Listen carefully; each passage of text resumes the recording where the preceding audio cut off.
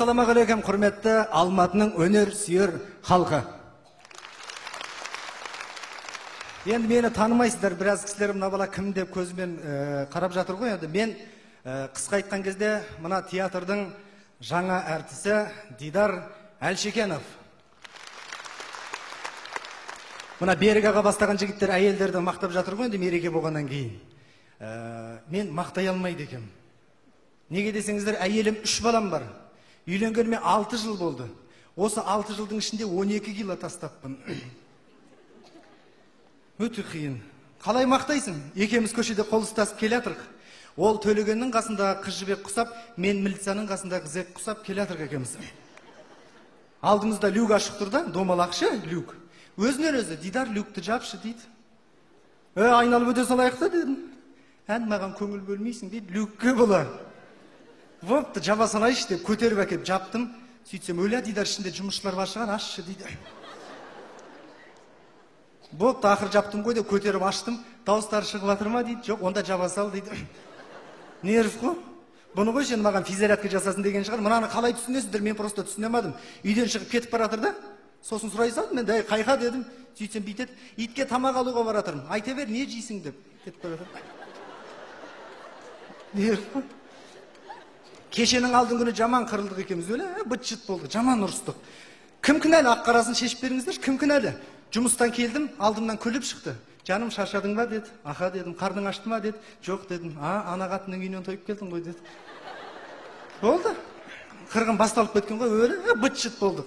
Сол ертеңіне лә жоқ, аш келдім. Анадан кейін қалай тойып келесің? Үзіліп келіп, ал қатын қарным аш, әкел тамағыңды десем, қойш, ұрысып қалдыңдар ма дейді.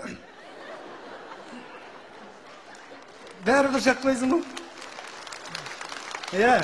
Енді әйелдер ұрып отыр ғой, өздеріне мәз ол. Еркектер бүйтіп отыр негізі.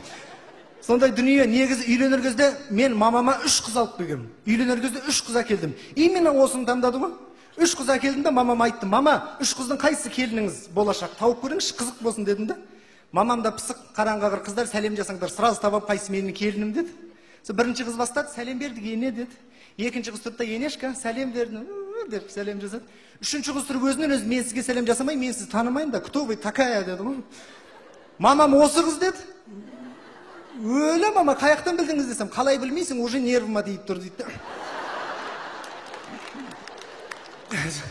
Сонымен қосылдық қой, 6 жыл болды. Өткен аптада қырылғанымыз есімнен кетпейді, өлі жаман қырылдық. Бірақ о жерде кінә өзімнен, енді мойындай салайын, мойындай көріп қой, аузымнан шығып кетті, қайдан білейін, екеуміз құшақтасып, ужас кино көріп баққанбыз. Ішіне жалмауыз кемпір атып шықты, әйелі мама дейді да, шешеңден тандың ба дедім дейді, қайдан білейін. Қырғын болғансың ғой. Жаман быт-жыт болдық, сыртқа, ішке төбелес қан болдық. Сол ертеңіне жұмысқа кеттім, жұмыстан келсем маған подарка дайындап қойыпты, күтпеген жағдай. Енді қателігін түсінген болу керек, подарка дайындап қойыпты. Қандай деп сұрасаңыздаршы? Енем отырды үйде. Ысылдап. Бәсе подъезден көтеріліп келгенде бірдеңе ысылдап жатыр еді, мен бір труба жарды ма десем, жоқ, енем екен. Отыр, сосын амандастым енді, амандасасың ғой. Амансыз ба енем, что-то түріңіз біртүрлі ғой, ауырып тұрсыз ба дедім. Сөйтіп ем, армандапсың деді. Дедім. Сөйтсем туған күні екен, қаяқтан білейін, әйелім шымшып қалды. Ишак туған күні ғой деді. Кім Ишак? Деген жоқпын, дедім. Енеме қарап тұрдым да, не туған күніңіз өзіңізді тойлай алмайсыз ба не? Деп айтудың орнына подарка әперейін деппін ғой, сасқанымнан. Болады енді, адам қорыққан кезде шығып кетеді екен ғой, не күлмеңіздер. Баяғыда бір шалда суға батып баратып қорыққаннан кемпіріне мама деген екен дейді. Бола береді ол. Сондай дүние енді. Сонымен не керек, подарка әперейін дедім, қараңға қара әкесең әкел, өмір сенен подарка алмаппын деді. Не аларын білмей магазинге бардым да торт әкеп бердім. Торт жесін деп торт сатып әкеп бердім. Соған бола қырылыс болды ғой, өлі торт әкеп бердім, жақпадым. Қыз екеуі жабылып қырылыс быт-жытын шығарды. Менің қандай күнәм бар? Торт сатып алдым да, тортқа енемнің туылған жылын жаздым. Қасына биылғы жылды жаздым. Енді әдем болсын деп ортасына сызықша қоя салған ба? Соған бола қырылыс болып отыр да. Сонымен торт болмады. Тортты өзім жедім. Жегенде жеген жоқпын, бетімнен жаладым. Сонымен жақпадым. Қараңғағыр, мына мен сенен кейін өлем, қараңғағыр деді, өлі, құдайдан қайтсын дедім. Сонымен басқа подарка алайын дедім. Ене, өзіңіз айтыңызшы, бәрібір Жұбайымның анасысыз ғой, өзіңіз айтыңыз енді, менің әпергенім жақпады. Не алып берейін, айтыңызшы. Бүтін бір нәрсе алып берейін ба, жоқ, майда көп нәрсе әкеп берейін ба? Не әкеп берейін деп ем, әйелдер көп нәрсе ғұмыр ғой. Қараңғағыр майда көп нәрсе әкел, көп болсын деді. Өзі айтты ғой. Ой, жанымның кірген, ай, не әкеп бердім десеңіздерші? Бір стакан семечка. Ой, жаным кіріп күлдім бірақ. Ой, рахаттандым. Бір есін жесем, жаңғыз өзім күліп жатыр екен. Артынан резко әйелім шықты, 10 стакан семечка әкелдім маған. Сол 15 минут уақыт берді. Қазір семечка сатып оққан әйел көрсем жерге жата қалатын болдым. Сондай дүние жалпы. Бұлар әйелдер қарап тұрсаң, бала шағаның өзін бізге қарсы қойып қояды. Дұрыс па, еркектер? Сондай ғой, бала шағаның өзін бұлар бізге қарсы қойып қояды ғой, иә? Ой, жандарым, еркектер бар ма? Бар болса бір шапалақ қылып еркек көрсету керек қой. 5-6 еркек отыр екен енді болады. Бала шағаны бізге қарсы қойып қояды. Неге десеңіздер, өткенде туған күнім болған. Ертеңіне балам жүгіріп жүрді, кеше папам туған күні болды, көп ақша түсті, ертең мамаға шуба сатып аламыз дейді. Туған күн менікі де, айып етпеңіздер. Сондай дүние.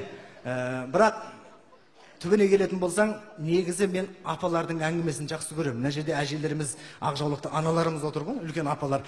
Осы кісілердің әңгімесін жақсы көремін. Живой анекдот қой бұлар. Живой анекдот. Өткенде бір апамнан сұрап жатырмын да, апа, мына сізге бала жақсы ма, қыз жақсы ма деп. Қараңғағыр қыз жақсы дейді. Өлі балашы десем, баланың проблемасы көп деді. Өлі апа, қандай проблема десем, ой, қараңғағыр кішкентай кезінде насыбайынан сүйесің, өскен кезде сол насыбайынан күйесің дейді. 18-ге жетпей үйленем деп кеп тұрады, үйлендірмесең сотталады дейді. Сондай дүниелер.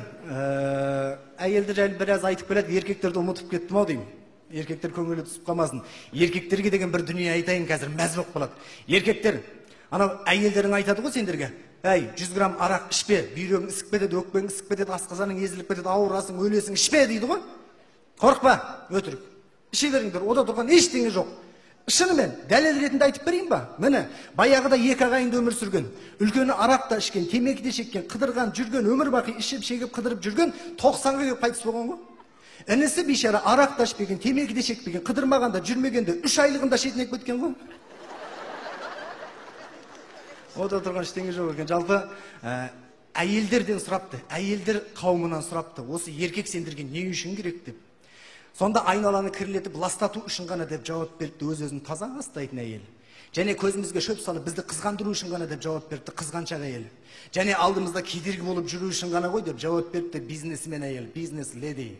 Және махаббат үшін, тек қана махаббат үшін ғой деп жауап берді 80-дегі апамыз. Ал қысқа сөзбен айтқан кезде әйел мен гаишниктің айырмашылығы жоқ. Әйел гаишник екеуі бірдей, сұрақпен қаныңшы еді, ақшаңыз тұр болады, түбінде өзіңді кінәлі қылады екен. Рахмет ағайын. Аман болыңыздар, тек қана жақсылықпен жүздесейік. Мына мен тұрған сахна өте киелі сахна, Республика сарайы деп аталады. Қазақтың біртуар талантты азаматтары осы сахнада өнер көрсетіп, халық әртісі атанған. Бауыржан Ибрагимов, Құдайберген Сұлтанбаев, Әлібек Абдырайымовтар осы сахнада өнер көрсетіп, қазақтың жарық жұлдызы атанған. Маған да сондай бақытты сәт туып, кеше осы сахнада өнер көрсеттім. Шымкент Шоу театрының актер ретінде.